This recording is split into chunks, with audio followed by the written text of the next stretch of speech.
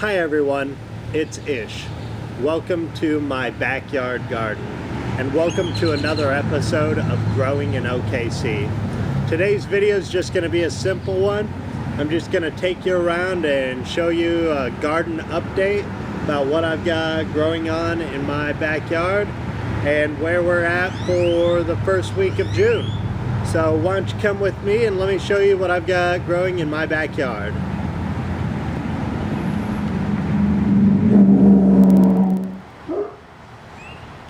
First thing I want to show you all are my sugar snap peas. This is about their 8th week and I have been harvesting just a ton of sugar snap peas. And as you can see, they're just hanging off the vine here. And I would say on average I'm probably harvesting about 2 pounds every 3 days or so of these peas. I love the most about sugar snap peas is that you can just come out anytime you want to the garden and just start pulling sugar snap peas. They're so good. I like to wait until the peas start to take a definitive shape inside the pod, kind of like this one. You can see they're starting to bulge a little bit, which means the pea is full of water as the plant's devoting more energy to the pod. And the exterior of the pod, although a little bit tougher, is still not as tough as it would be once it starts to dry out to preserve the seeds.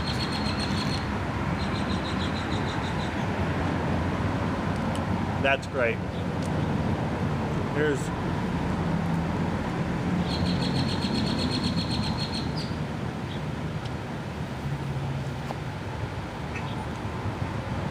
That's what the pea looks like inside.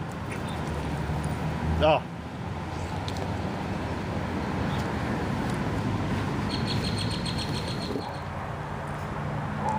Okay, so next, this is my broccoli.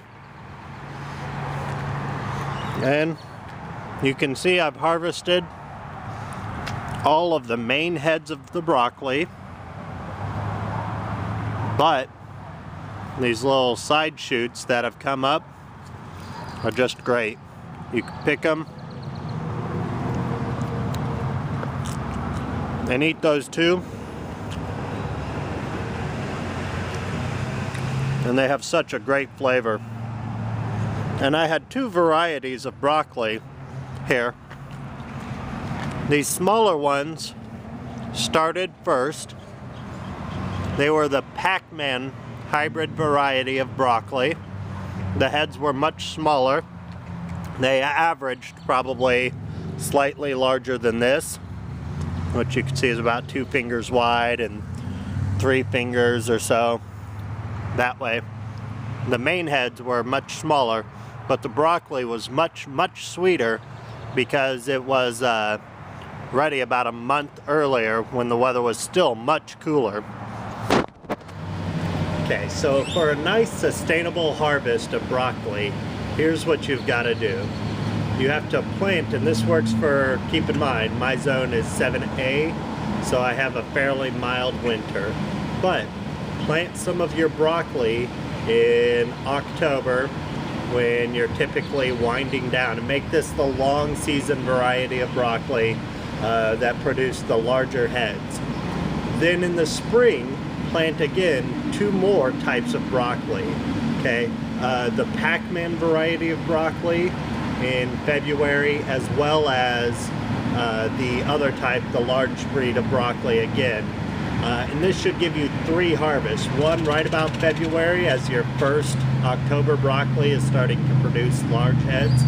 Then you'll have your second harvest from the hybrid broccoli, the Pac-Man variety, and then you'll get your 3rd harvest of large broccoli. And if you do this, I promise, by the time summer comes, you won't be ready for broccoli again until about October.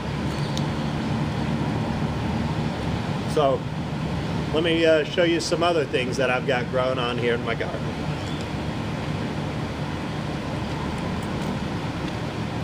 Okay, so this is my vertical herb garden, and it's also kind of turning into my salad garden. So you can see I've got a bunch of herbs all planted throughout here. There's some new herbs started in this one that you can't see, some cilantro and basil. We've got oregano, a curled leaf parsley, which goes great as more than just a garnish. You can actually put the parsley like into salads just like you would any other green, and it really provides a great flavor for your salads and adds some of those nutrients that you wouldn't normally get. Lots of basil, lots of basil, lots of dill as well over here on the far side. That's dill, and dill goes great with just some cheese and crackers, or if you eat meat, dill is always used with lemon and fish. It cooks really well with garlic. What my wife and I like to do is cooking potatoes. Just do kind of a mixed herb blend, cook some potatoes with dill. Really excellent. Anyway, down here we've got more lettuce, some red lettuce, oregano, red lettuce on that side as well. And then a lot of the same thing here behind me as well. One of the neat features as well is that I can always kind of cycle in different levels of my vegetables. So here you see the arugula, which is the white flowers that you see, has actually bolted, but there's still lots of microgreens in there. And then my next generation of microgreens has started down here on this bottom level. So by the time I've exhausted all of these, I'll be able to harvest those. And then soon the same will be true for this planter. Itty bitty greens.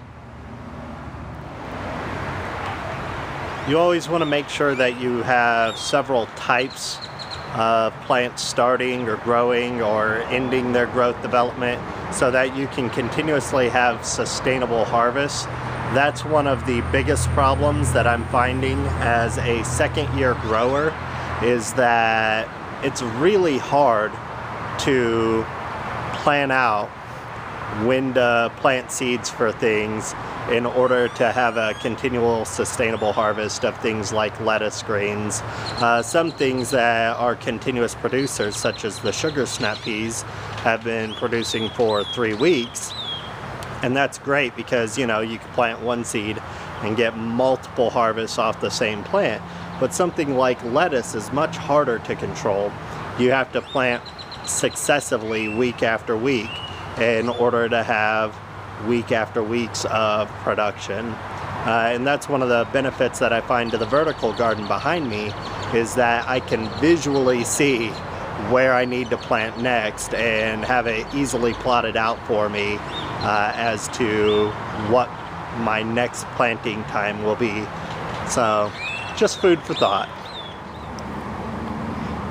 Tons of potatoes.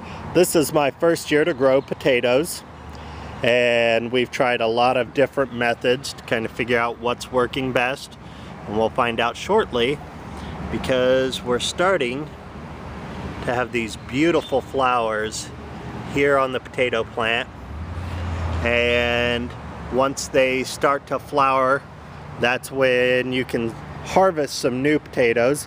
I'm not going to worry about it quite yet because I have potatoes inside from the store, but we've got all these potatoes. A lot more potatoes here. That's a 3x3 area planted with potatoes, and then more potatoes over in this area as well. So we'll have plenty of potatoes, and there's 3 different varieties of potatoes in here as well.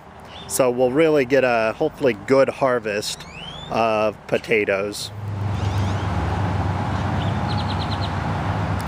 Here are my tomatoes and bell peppers, and the tomatoes are Romas, a determinate variety, and they're not doing too well. All the hailstorms and the tornadoes that we've had have really kind of stunted their growth in terms of height, but they're pretty bushy, which I guess is alright.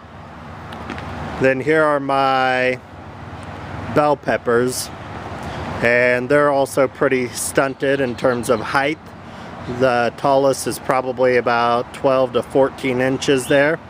And what I'm using instead of tomato cages here for all of them are old recycled bicycle tires that were donated to me by I believe it's Tom's Bicycles in Tulsa. This isn't like a paid advertisement or anything. I just went in and asked them if they had any used bike tires that they couldn't sell, and now they're in my garden keeping my plants from falling over so much. Here's how it looks when I haven't trellised or staked.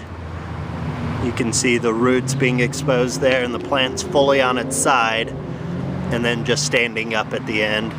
So I'm using old tires to keep my plants standing up. Okay everyone, that's it for this episode of Growing in OKC. You can't eat these, you don't get any. I'm gonna go inside and make myself some dinner. I've had about a dozen of these while filming. But I hope you enjoyed this episode as much as I enjoyed making it for you all. Not for you. And I hope it inspires you to be growing. If you haven't started reaping the benefits from your garden yet, hopefully you will be soon. This is Ish wishing you good luck growing in OKC or wherever you're at in the world.